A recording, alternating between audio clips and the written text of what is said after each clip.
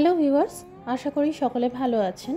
আজকে শেয়ার করব কচি পটলের নিরামিষ একটি রেসিপি।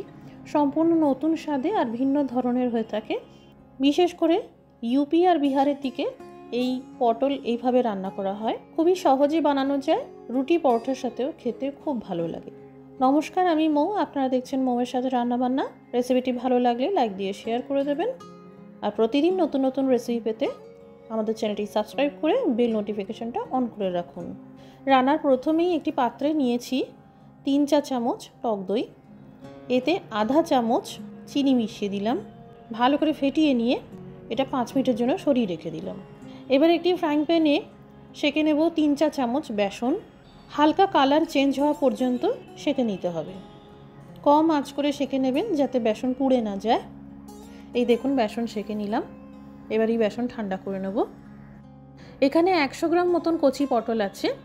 ভালো করে ধুয়ে সামান্য খোসা রেখে বাদবাকিটা ছাড়িয়ে নিয়েছি আর অর্ধেক করে কেটে নিয়েছি।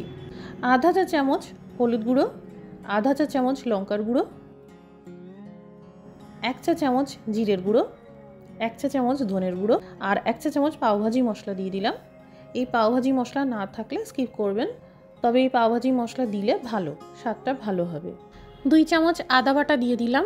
এবার সেঁকা বেসন দিয়ে আর আধা চা চামচ লবণ আর সামান্য করে জল দিয়ে ভালো করে ম্যারিনেট করে নেব। ম্যারিনেট করার পর 5 মিনিটের জন্য এইভাবে রেখে দেব।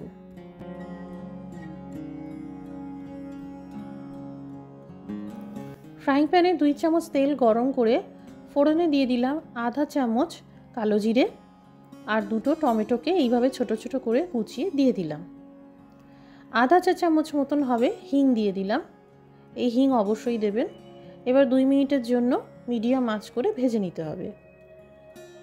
ভাজতে ভাজতেই দিয়ে দিলাম এই ম্যারিনেট করে রাখা পটল। আবারও ক্রমশ ভাজতে থাকবো।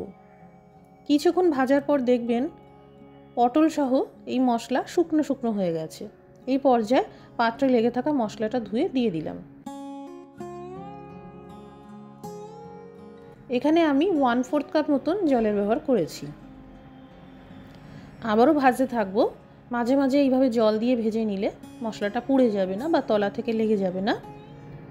এবার এই চিনি মেশানো ফ্যাটানো টক দই দিয়ে দিলাম। দইয়ের সাথে মশলা ও পটল ভালো করে মিশিয়ে নিতে হবে।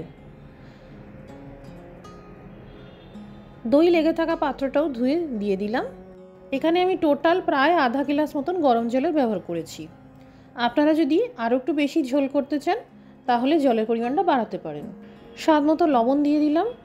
কম আঁচে ঢেকে পটল সিদ্ধ হওয়া পর্যন্ত রান্না করে নেব। মোটামুটি 10 মিনিট মতন সময় লাগলো। এই দেখুন পটল সিদ্ধ হয়ে গেছে। এবার সব শেষে আধা চা চামচ গরম মশলার গুঁড়ো দিয়ে দিলাম। তৈরি হয়ে গেল কচি পটলের নিরামিষ রেসিপি অবাঙালি স্টাইলে। যারা চিরাচরিত পটল রান্নার পরিবর্তে নতুন রকমভাবে বা ভিন্ন স্বাদে পটল রান্না করতে চাইছেন, একবার আমার মতন করে এই রেসিপিটি ট্রাই করতে পারেন। আশা করছি ভালো লাগবে। বাড়িতে বানালে আমাদের কমেন্ট করে জানাতে পারেন কেমন তৈরি হলো। আজকের রেসিপিটি দেখার জন্য অসংখ্য ধন্যবাদ। সবাই ভালো থাকুন, সুস্থ থাকুন।